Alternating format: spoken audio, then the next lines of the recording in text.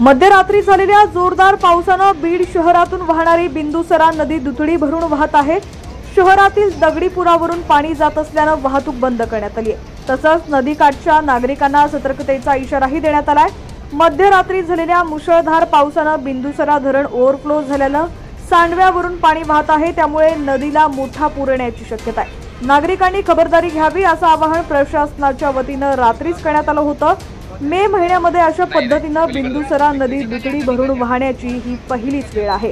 दरम्यान या व्हिडिओतली धक्कादायक दृश्य तुम्ही पाहू शकता। पुराच्या पाण्यात जनावरं सुद्धा वाहून जाताना दिसतायत। बिंदुसरा धरण ओव्हरफ्लो झाल्यानं पुराची शक्यता वाढलेली आहे।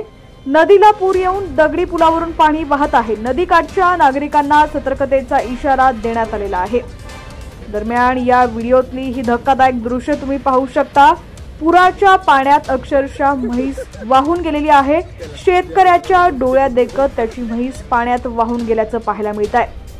मध्यरात्री तुफान पाऊस बरसलेला आहे।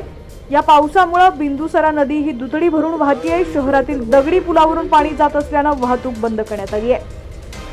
दरम्यान आता राज्यातील तुमचा जिल्हा कोणता आणि तुमच्या जिल्ह्यातील हवामानाची स्थिती कशी आहे, पावसाची स्थिती कशी आहे, कमेंट सेक्शन मध्ये नक्की कळवा। चॅनलवरती नवीन असाल आणि अजूनही HPN मराठी न्यूज चॅनलला सबस्क्राइब केलं नसेल तर आत्ताच सबस्क्राइब करा, जेणेकरून आमचे पावसाचे आणि धरणांचे अपडेट्स लवकरात लवकर तुमच्यापर्यंत पोहोचतील।